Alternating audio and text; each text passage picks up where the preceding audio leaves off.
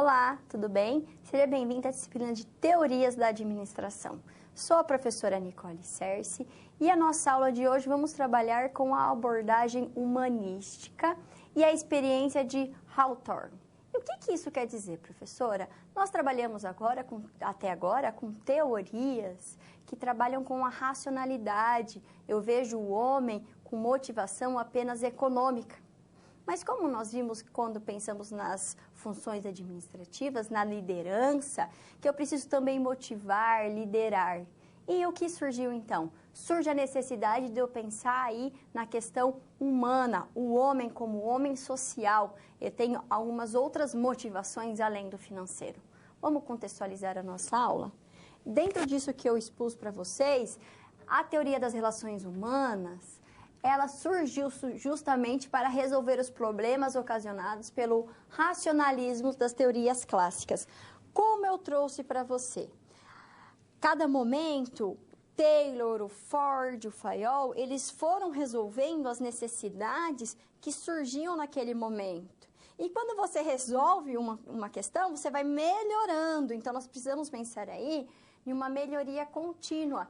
E nesse momento das nossas teorias, a relação humana traz essa questão do homem social, que é o quê? Eu preciso identificar o que influencia o comportamento dos colaboradores, dentro das empresas. E isso nós vamos chamar mais para frente de comportamento organizacional.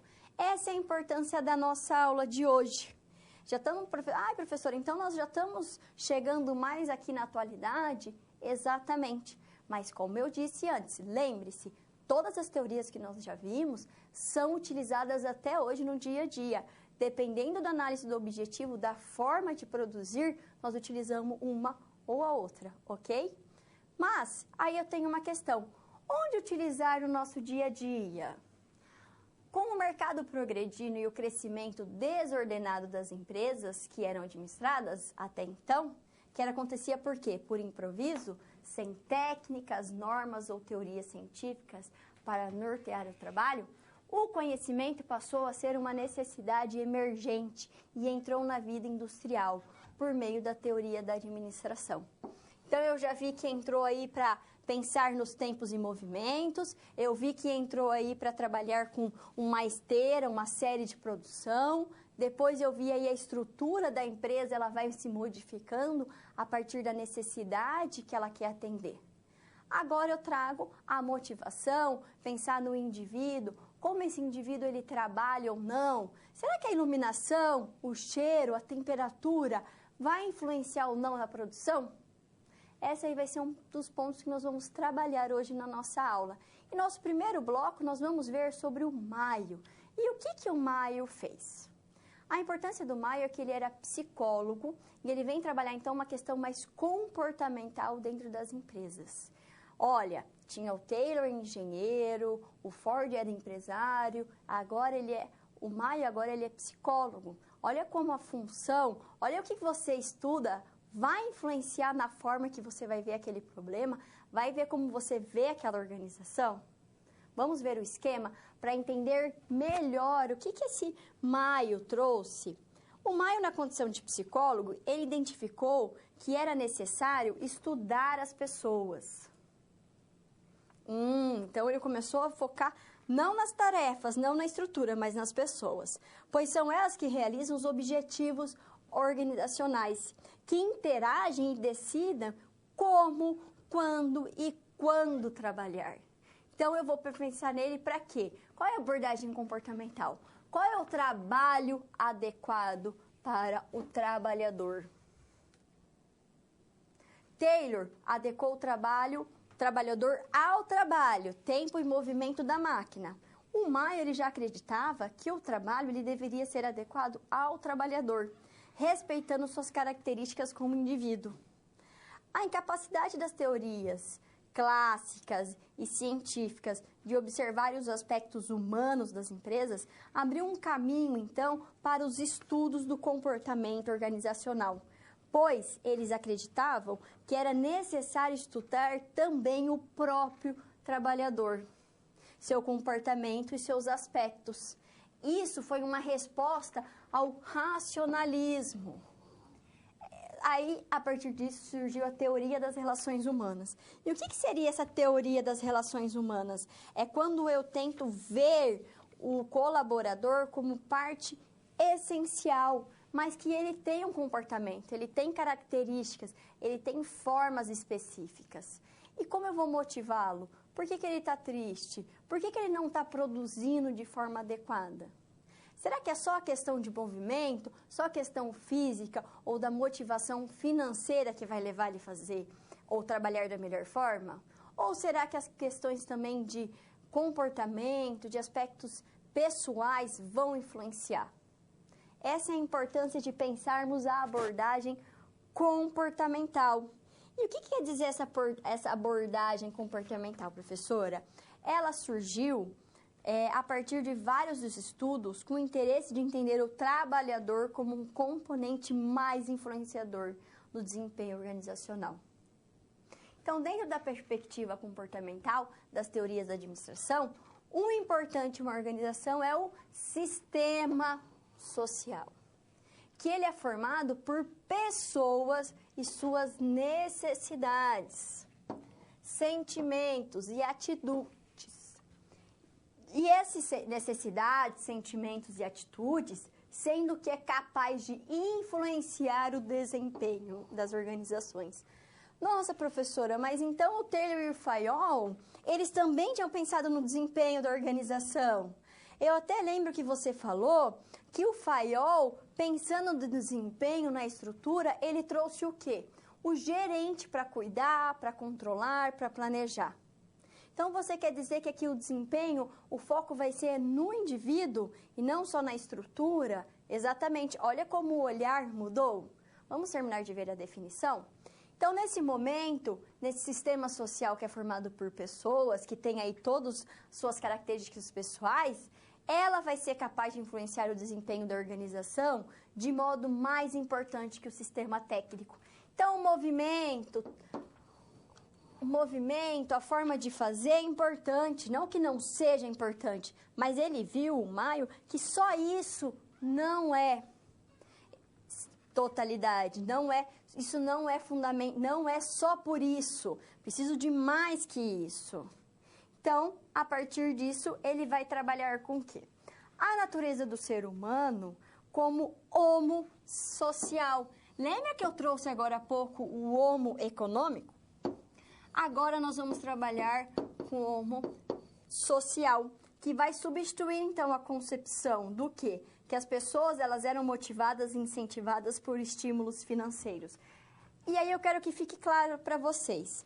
Sim, elas são influenciadas por questões econômicas, mas não só por isso. A questão do sentimento, como ela lida, os grupos informais, a liderança, como acontece a liderança, vão influenciar aí dentro dessa questão do comportamento humano dentro das organizações. E o que a gente trouxe? Que nessa abordagem, isso vai desenvolver, essa capacidade humana, social, vai contribuir para o desempenho organizacional, para alcançar as metas. Ok? Fechando esse ponto, quais foram aí, da onde surgiu, professora, essa abordagem mais humana?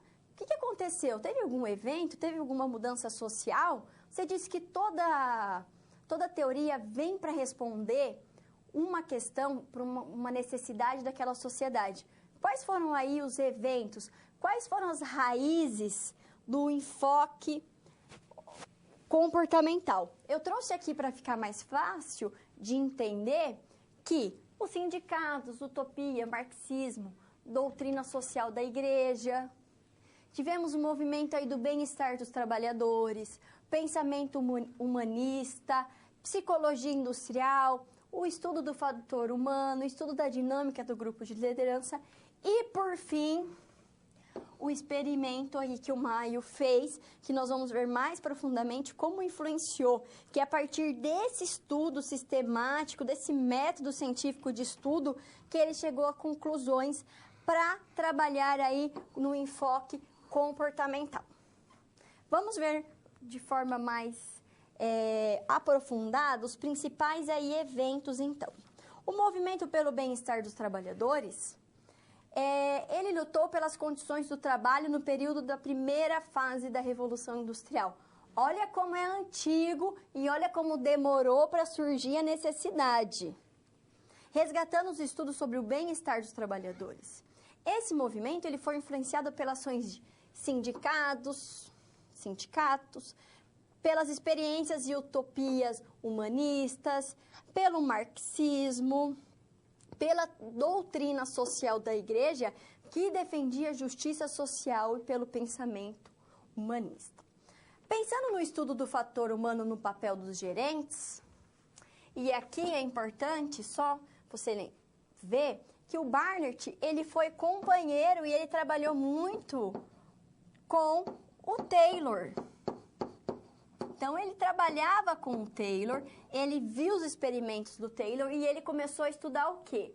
O papel aí, o fator humano do papel dos gerentes. Ele observou as organizações como um sistema cooperativo na essência, nas quais a cooperação ela vai ser alcançada quando existe equilíbrio entre os benefícios oferecidos pela organização para o indivíduo e o esforço que esse oferece para a organização alcançar. Ai, professora, e quais seriam esses benefícios? Pode ser salário variado, pode ser aí uma folga a mais, não trabalhar no sábado. Depende da organização, depende da forma aí de cooperação entre empregados e empresa, eu consigo ver, aumentou a produtividade? Será que não posso dar uma cesta básica naquele momento? Pensando hoje, o que a gente podia pensar? Será que eu não posso oferecer plano de saúde? Ter uma associação? Então, eu vou tendo trocas para aumentar a produtividade, para ter uma qualidade de vida ali dentro da organização. Vamos ver os outros? Psicologia industrial. No início, ela tinha preocupação com seleção, treinamento e colocação de pessoal. Ele expandiu essa aí para a temática com relações humanas, liderança, supervisão, comunicação e satisfação no trabalho. A psicologia industrial, hoje nós chamamos de psicologia organizacional. E, por fim, nós trabalhamos com comportamento organizacional, termo que é utilizado até hoje nas teorias da administração. Surgiu lá naquela época e olha como os princípios vêm sendo trabalhados. Por quê? Porque continuam respondendo às necessidades das empresas. E também vamos trabalhar aí com um estudo da dinâmica de grupo e liderança. Foi feito pelo Kurt Lewin. Os estudos de lideranças, o que ele chegou à conclusão? Que ele identificou os estilos como autoritário, democrático e liberal nas organizações. Ele percebeu que a produtividade, que a motivação dos colaboradores passavam pelas questões aí de liderança. Dependendo da empresa, dependendo dos colaboradores, qual é a melhor forma de liderança? Como a liderança mais dura vai influenciar? Uma mais liberal, onde todos escolhem os objetivos em comum. Isso vai depender muito da área de trabalho, da produção, como é feita a produção e também é utilizado até hoje. E o último ponto aí, o último evento que ocorreu, que é muito importante para ser estudado, é o experimento de Hawthorne. O que ele quer dizer nesse experimento, professora? Que eu vou trazer agora algumas questões sobre o experimento, mas eu vou aprofundar ele depois, ok? Foi feito um experimento pelo Mayo, tá? Que ele foi desenvolvido, esse experimento tem esse nome porque era um bairro em Chicago. E ele revelou a importância do grupo sobre o desempenho dos indivíduos. Essa é a principal importância. Seus resultados, eles vão apontaram elementos muito importantes, que vão ajudar a identificar o que influencia o comportamento dos trabalhadores dentro das empresas e como gerenciar esses componentes para garantir o desempenho operacional. Foi em 1929, numa empresa americana, e como eu trouxe, era desenvolvido aí para o trabalhador. Ah, professora, então você quer dizer que além de identificar aí essa influência do grupo sobre o indivíduo, ele também vai apontar aí como identificar em que influencia e mudar isso exatamente. Essa é a importância desse experimento. E falando nisso, agora vamos aprofundar no experimento, ficar com um bloco aqui para saber realmente todas as minúcias, todos os detalhes desse estudo, tá bom? Inicialmente, teve estudos administrativos voltados ao trabalhador, como eu trouxe para você. Foi em 1927, o Conselho Nacional de Pesquisa iniciou outro experimento, que também foi com o Mayo. Já tinha acontecido o primeiro experimento em 94. O Mayo, ele coordenou uma pesquisa em uma indústria têxtil americana. Nossa, professora, então realmente aqui eu percebo em todas as questões, todas as teorias, vêm aí a partir de pesquisas, métodos científicos, realmente estudos. Exatamente. Quando nós pensamos em administração, nas funções administrativas, nós estamos pensando em estudos sistemáticos, que vai pensar aí de forma com um método rigoroso, ok? Isso é muito importante você saber. Em 1924, Mayo coordenou uma pesquisa em uma indústria têxtil americana para compreender o altíssimo índice de rotatividade. Essa pesquisa, que foi precursora, experimentou definir intervalos de descanso e horário produtivo. Então, eu tinha o horário de produção e tinha o horário de descanso, além de contratação de uma enfermeira.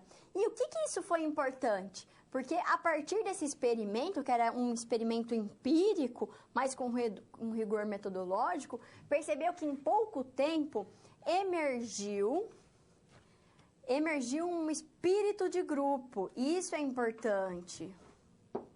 Emergiu um espírito de grupo, a produção aumentou e a rotatividade do pessoal diminuiu.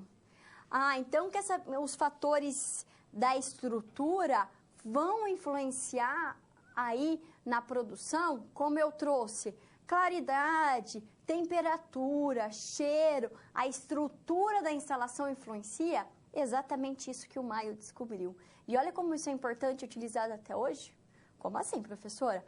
Quando você entra em uma loja, por exemplo, você entrou na loja, você percebeu que tem algumas lojas que tem uma música de uma forma, um cheiro, uma temperatura? E as cores como influenciam? Você já viu os produtos, as propagandas, as layouts, as logos, como elas utilizam de cor, cores claras, cores quentes, para cada um influenciar de uma forma os seus sentidos, e isso vai levar ao quê? Você consumir mais ou menos. Todas essas minúcias que nós utilizamos hoje, todas essas características, essas técnicas que nós utilizamos, vieram desse experimento. Olha como é fundamental a gente pegar e atualizar, entender essas teorias e ver quais são os pontos principais que eu posso trazer para o dia de hoje, para a minha empresa, para a organização. Essa é a importância de entendermos a teoria da administração. Num segundo momento, então vamos entrar aqui no experimento de Hawthorne. O que ele fala, professora? Já foi 3, de 24 foi para 27 agora. O Conselho Nacional de Pesquisa iniciou outro experimento. Com o quê?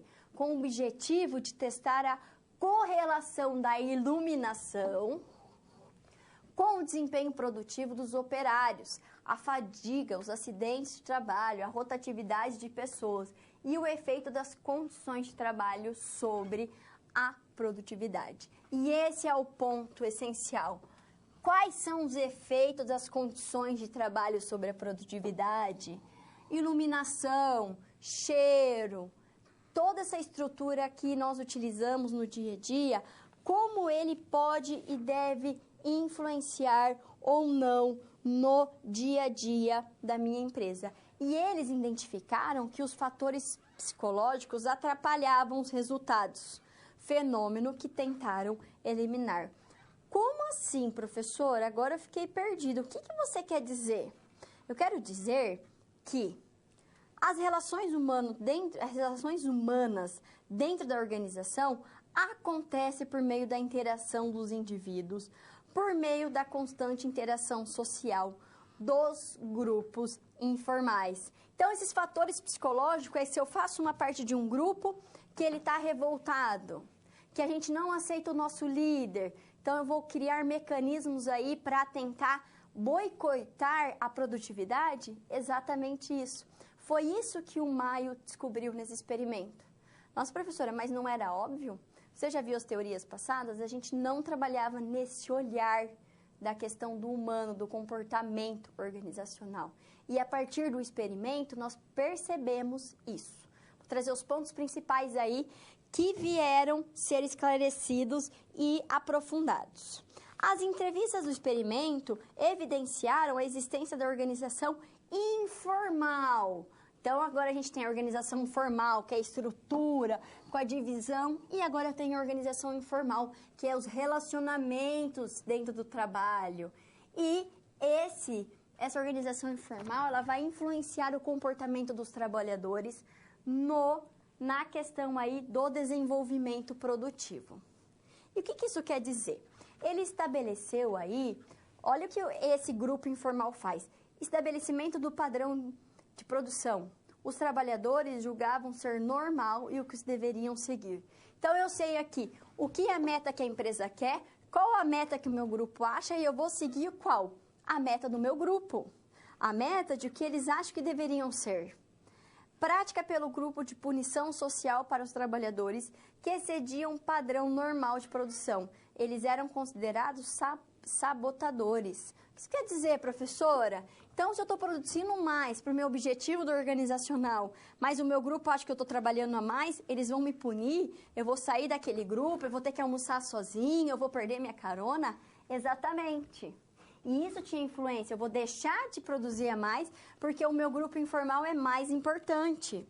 Manifestação de descontentamento do sistema de pagamento por produção. Então, olha como é importante. Eu tenho regras, eu tenho um sistema aí de descontentamento. Se essa meta móvel que eu recebo por produto não está sendo certo, a gente vai começar a boicotar isso. Garantia da manutenção das regras do grupo e da conduta esperada.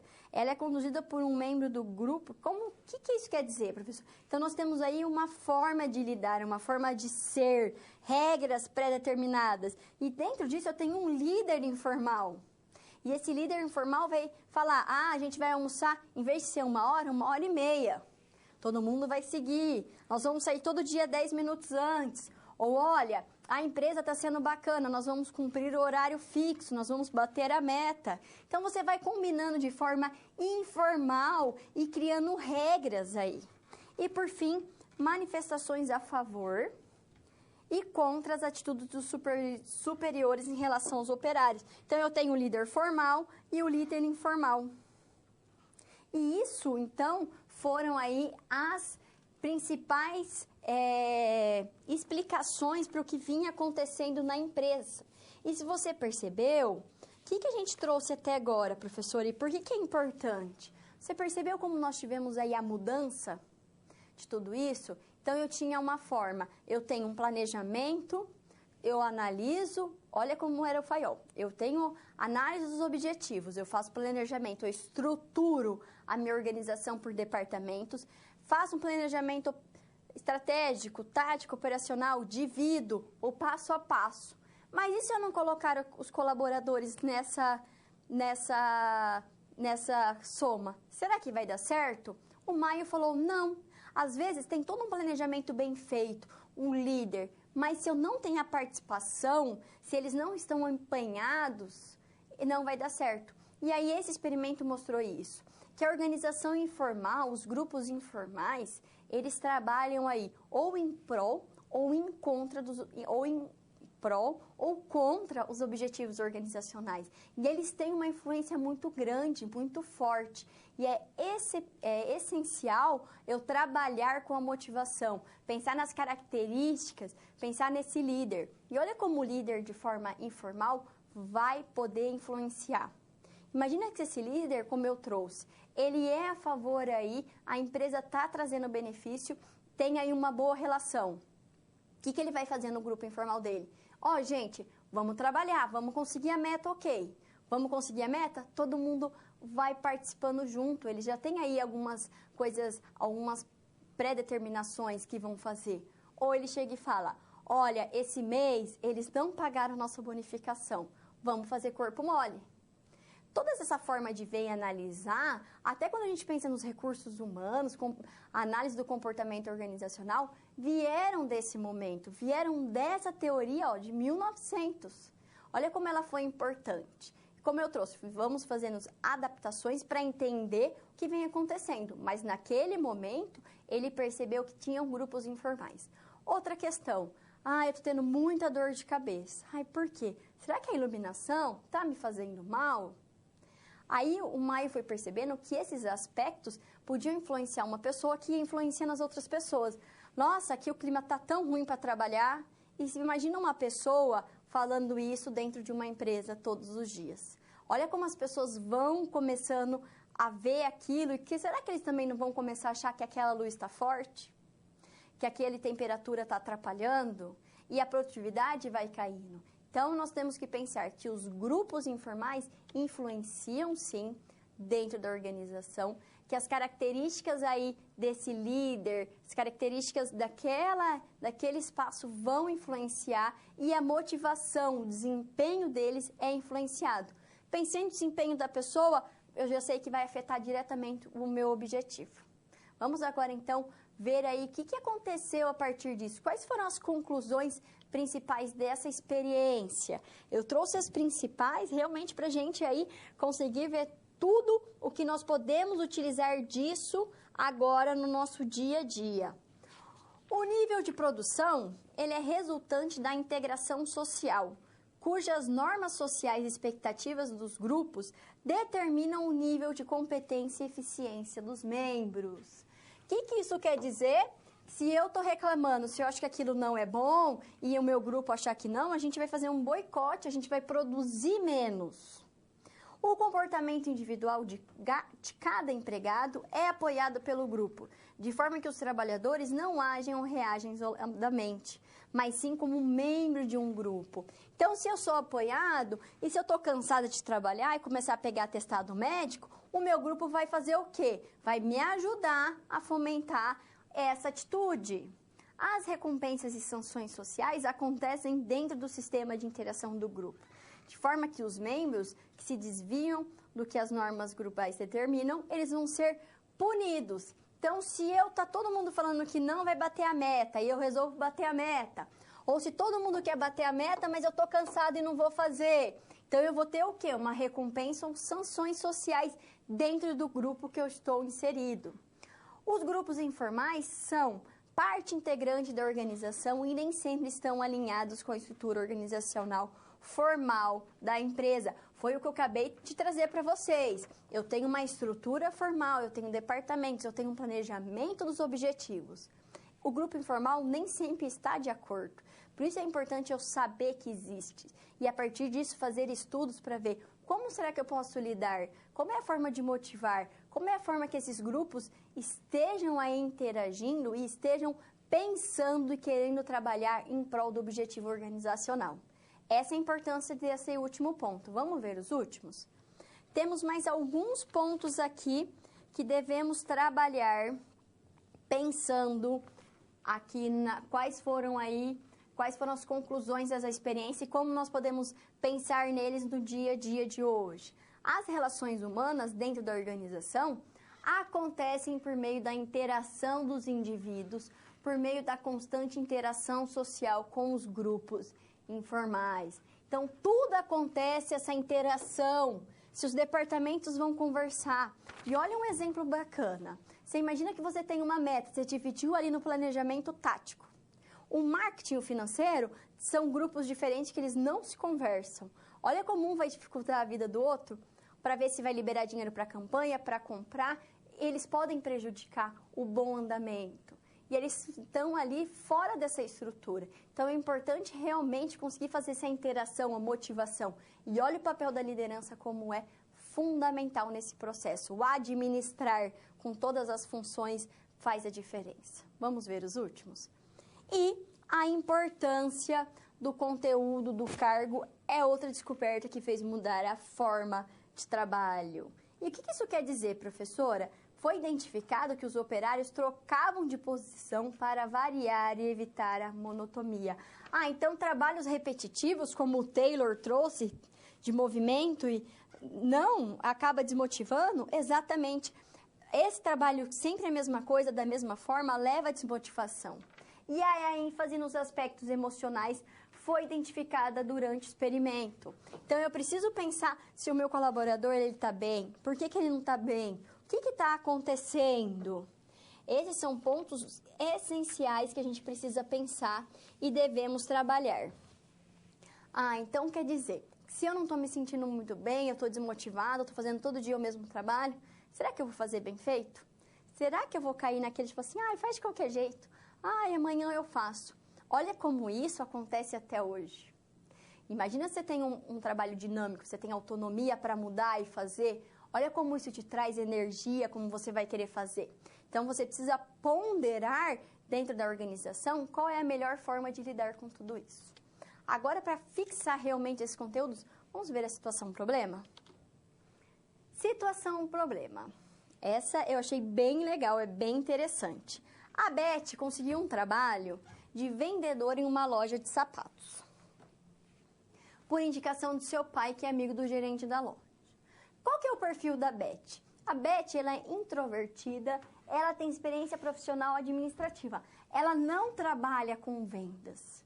E por que ela aceitou então, professora? Ela aceitou por causa do salário fixo, mais a comissão, que está na base do desempenho da equipe. E quando a gente pensa nisso, olha como o grupo informal pode ou não influenciar. Essa é a primeira dica. Como líder, Renata, que é quem aí é gerente que vai cuidar dessa equipe, tentou estimular Beth, sem resultados.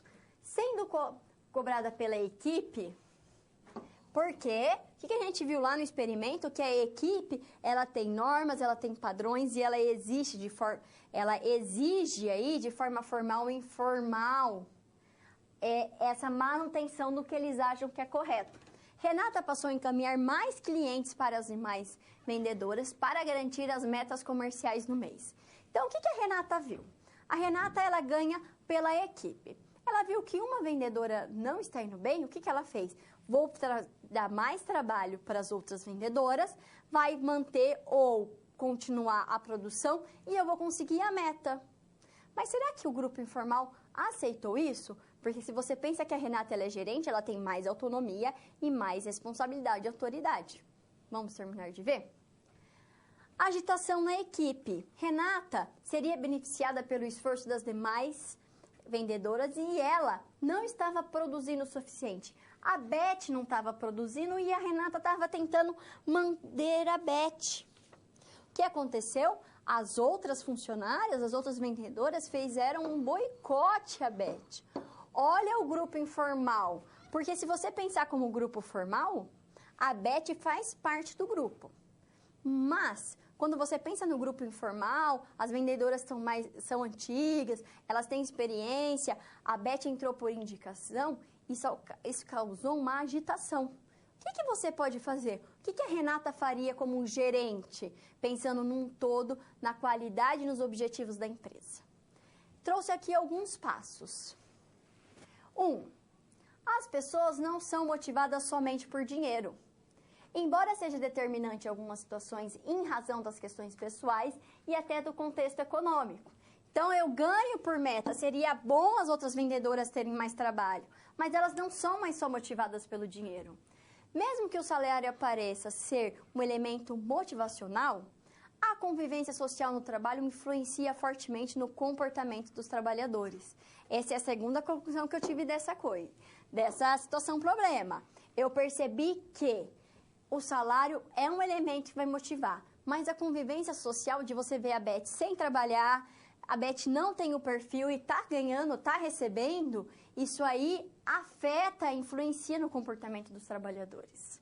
3. O relacionamento social no grupo de trabalho influencia positivamente ou negativamente as pessoas. Então, a Beth estava lá, ela não tinha o perfil, ela estava influenciando todo o grupo de trabalho, o grupo formal. O que a Renata tem que fazer? a Renata fez duas coisas. Renata recomendou o desligamento da Beth, ela não tem o perfil, e contratou aí, devia contratar um perfil mais adequado.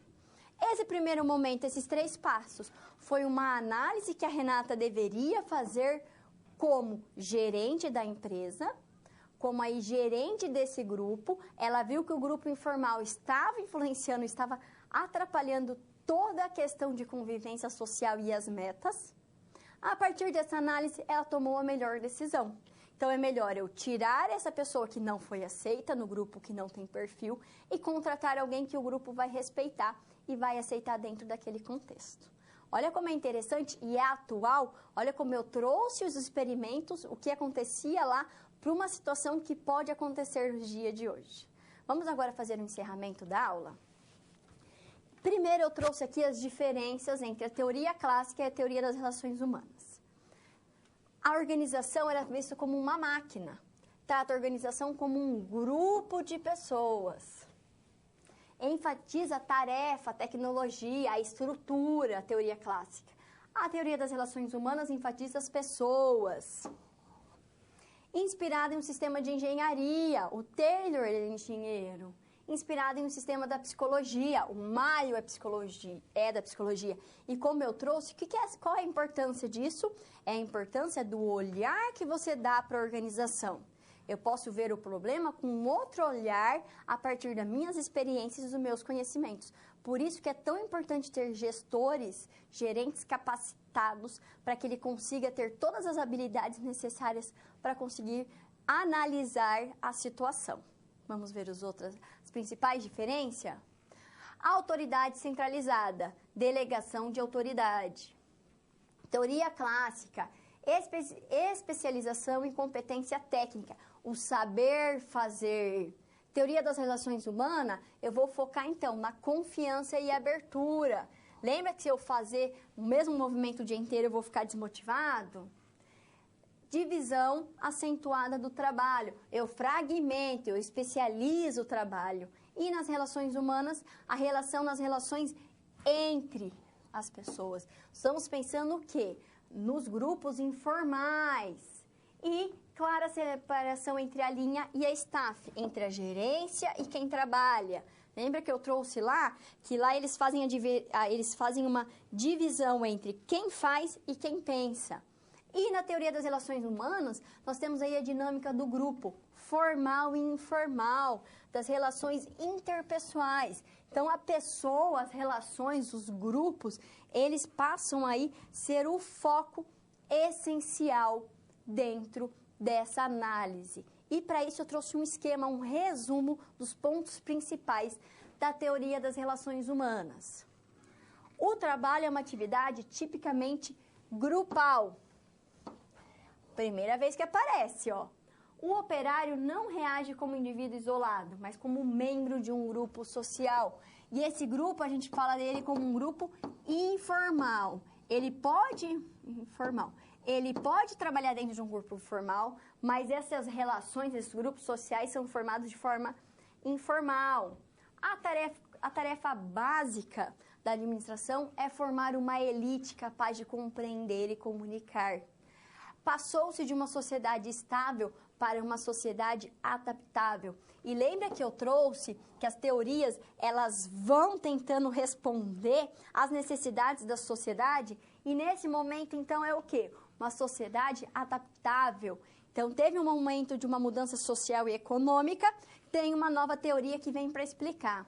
O ser humano, ele é motivado pela necessidade de estar junto, de ser reconhecido, de receber adequadamente comunicação. Eu quero me comunicar, eu quero ser aceito, eu quero falar o que eu sinto, que me agrada e não.